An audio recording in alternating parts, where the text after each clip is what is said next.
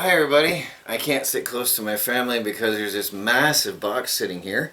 This is Troy and Melanie and Michelle. Hello. From the Do-It-Yourself World and the Off-Grid Project. Say hi. Say hi. Michelle, say hi to everybody. Say hi. So we got this box just arrived today. It's very large. I won't mention the name unless you want to be known.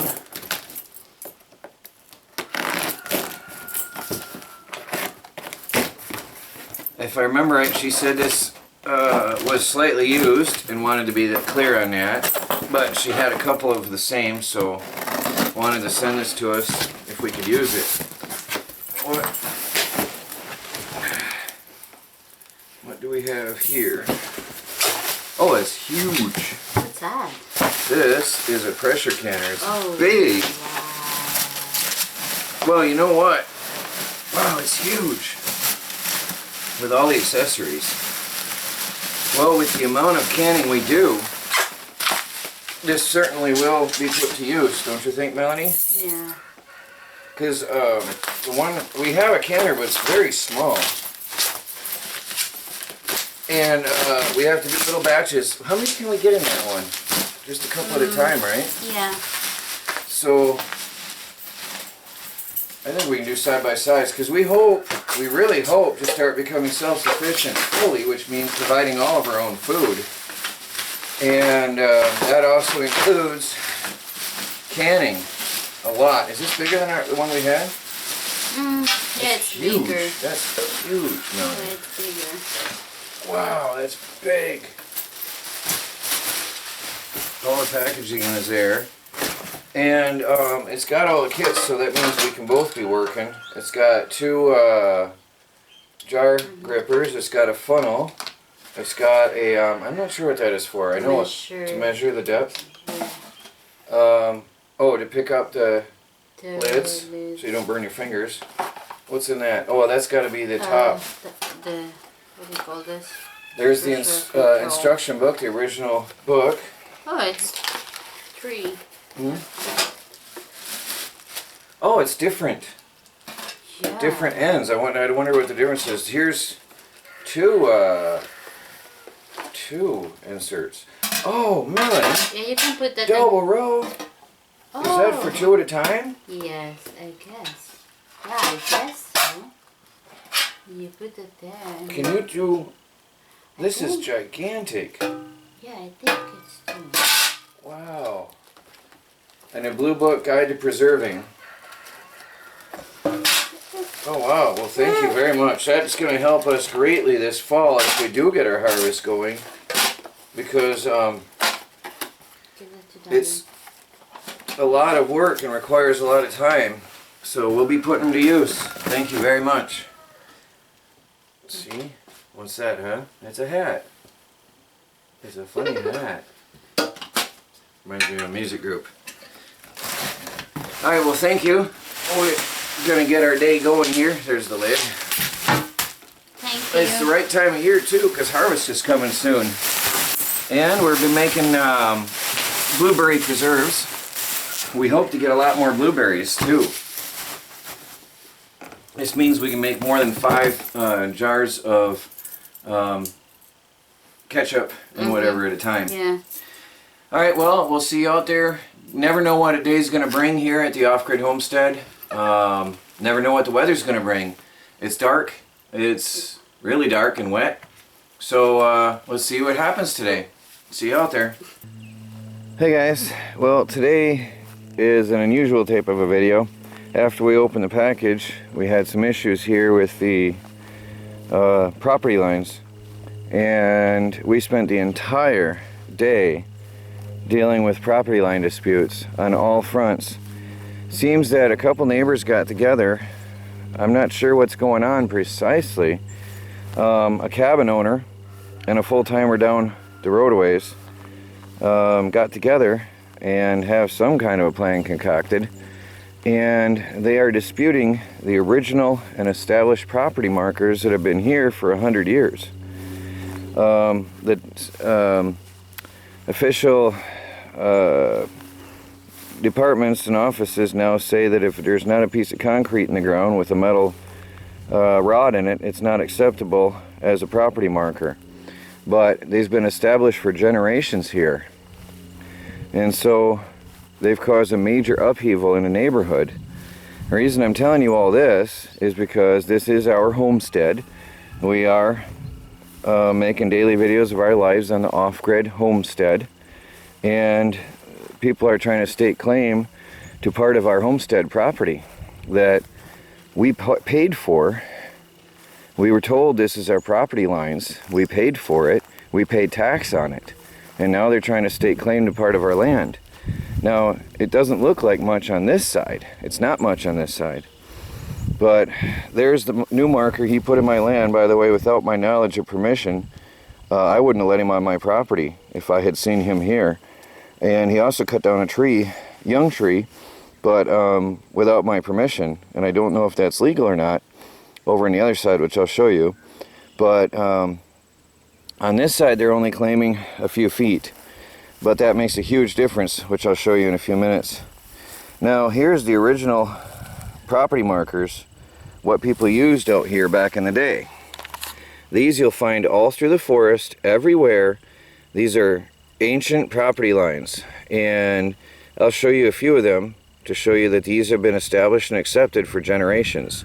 A metal rod driven into the ground, and also you'll find these cedar posts on my land marking the property lines. These cedar posts are always right next to the metal posts, and these have been accepted property lines for generations. Okay, now it gets worse over here. This line cuts through deep into my land over here. Now, we originally thought the property line went out through the tree line. If you look here and you look down, my property line lines up with this tree and goes straight on through, and everybody's happy. My sheds are off the path. I'm at this proper distance from the neighbor's land. Everything's good. The town came and inspected and said, yes, you can put your shed here. This is on paper. This was established. This is where it's been. Now they're saying the property line is here, and I'll show you where it is when we line up. And now they're saying I have to move everything. It took me a year to set this up, and I just said bluntly and flatly, forcefully, no. Now here, you see my electronics shop, and here you see a post in the ground. Very, very close, 6 or 8 feet from my electronics shop. Now I'm supposed to be 30 some odd feet from the property line, and that means that I'll have to move this up to where the solar panels are. And no way that is happening. It would take me another year to reestablish my stuff. He cut off a tree, a beautiful pine tree, by the way, and killed it, which I'm trying to nurture the good trees, the healthy trees. This was a very young, healthy, beautiful tree that he killed. And then put in this deep cement post in the middle of my land. Now, the reason I'm disputing this and everybody else is disputing this, I'll explain in a minute here, because this is way, way, way, way wrong. And let me go backwards a ways and explain and show you what's going on. See, this is where it is. He's saying it is, and it was back to that tree over there, and the telephone pole is where we measured it before. That was where it originally was, and he's bringing this one up here. Now, where it all messes up, I'll back up a ways and show you in a minute. Our property lines are supposed to start at Pine Road here and go 150 feet. Our front lot is 150 feet wide. So I measured 150 feet from that line all the way across here, and I came out just about to this tree. So that's our front lot. We have 2 deeds. We have a rectangle here that goes 150 feet wide by 305 feet long. And that is roughly the front marker of the front, or the outside edge of the front property. Now, where it gets all messy is where we stand by this tree. I'm going to stand actually right here and line myself up. Right there is where he puts the new property line. And so he's saying that their land, instead of starting over here, way over here in this far corner, where their land is supposed to be on the maps from the equalization department, his land's supposed to go to this corner and then straight in 100 feet, 200 feet, because he's got 2 plots he bought. And now he's losing from this far corner all the way over to here. About a 50 some odd foot strip, 50, 60 foot strip of land he's losing. Actually, we gain big time right here. We gain a large 50, 60 foot strip of land if that's what he's going to do, 200 feet wide. I'm not going to complain about that. But you tell me to try to move my sheds? No, we're going to have a fight because that's a lot of expense. And we're broke. We cannot afford to pay to move that stuff. Not to mention the time involved. And there's no way I can make YouTube videos and work on my normal stuff. It took me a year to establish that stuff. I'm not moving it. Unless they'll have to go to court. And we don't have anything to get from us if you try to take us to court anyway. I still won't be able to afford to move those sheds. So the problem is now, they're saying that's their back corner. Not over here where it used to be, and where it is on the maps, on the official drawn maps. The surveyor that came out here had the wrong start point. And he's saying that his land starts now here and goes to that front point and then across the road and into the neighbor's land. Now here's the problem. Now they've only got a 90 some foot strip of land instead of 150. They've lost all that if you count only up to the road. Now the problem is they're claiming, the surveyor is now claiming that this guy owns the road and 20 feet into the neighbor's property, which has been established for 100 years. Well, actually, I don't know. I know for sure 70 years this was parceled out, at least for 70 years. So he's claiming that his land now starts behind my electronics lab and goes across here and across into the neighbor's property. Now where the issue with that is, and where it's impossible, is that would put him across the highway. Well, they call it a highway. The dirt lane on the other side there, Town Line Road, would put him owning Town Line Road and land into state land on the other side. That's just not possible. Nobody would have ever made such a mistake. This surveyor is denying the officially long established lines and saying they don't count, and is making a mess for the neighborhood. Everybody's fighting. Everybody now. I think the surveyor made a mistake. And these guys are going to lose out because they're not going to, the road has no value, and they're not going to give up their land. And he actually kicked the guy off and said, "You're not coming on my land." So they now only have a 90 some foot chunk of land, whereas they were supposed to have a 150 foot chunk of land. And if you look on the maps, the established corner is right there on the corner of my property and going back 200 feet, not behind my electronics lab. Now I'll show you here, there's some other well-established landmarks, property lines, that have been here for generations, that have been accepted for generations. This is an empty lot. Just so you know, you always see the trailer in my videos, it's an empty lot. And there's a big pipe sticking up out of the ground right here.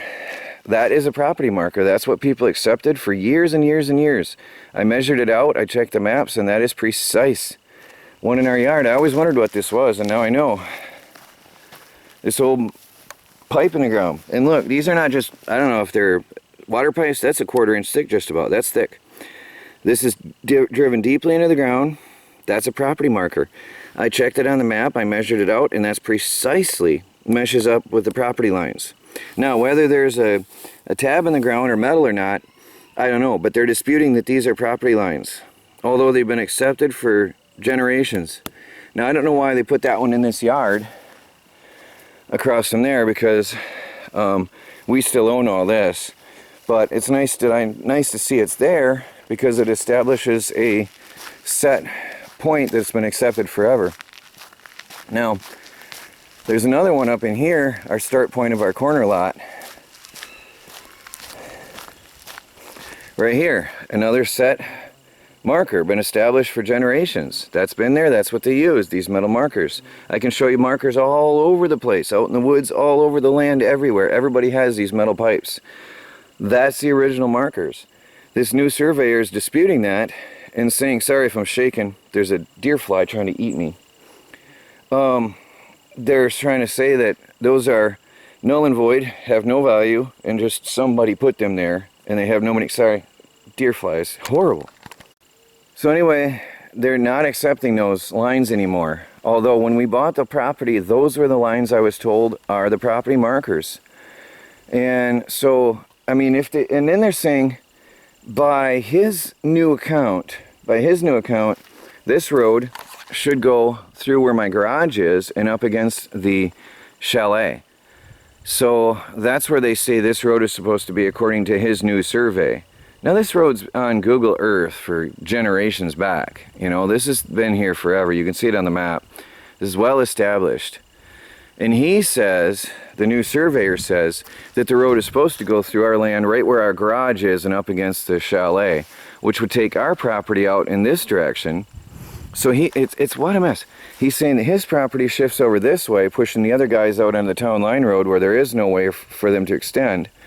Pushes our property over, squeezes our land to a narrow gap because there's nowhere for us to go past the other dirt lane on the other side. So it squeezes our land, squeezes their land, and moves their land around. It's really, I think the surveyor made a mistake. And the reason I'm telling you all this is because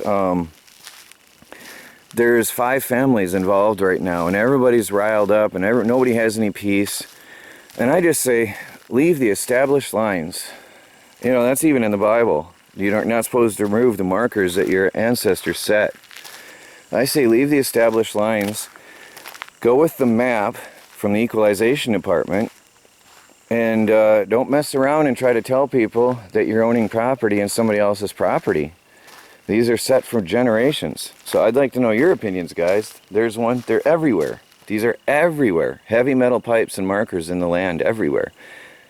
And if you measure them out, those are the original established property lines. But anyway, they're disputing it now. And I've been told that if a surveyor sets a line, it's legal and cannot be disputed unless you pay another surveyor to move it. But I don't dare, if I touch that property marker, I'll go to jail. Now the surveyor can do what he wants, but if you want to fix the mess that he made, you have to pay another surveyor to fix it. But for all we know, he could have moved the original marker out here on the corner where the start point is. We don't know. And I don't know what he's going off of, because the equalization department's maps show this is a marker. I mean, this is, if you measure, this is where you come out, and there's where you come out, and the road is on there, and everything it meshes up. But he's trying to throw his land 20 feet over into this guy's land, halfway up to his front door down the road here. And then he left his third cabin lot.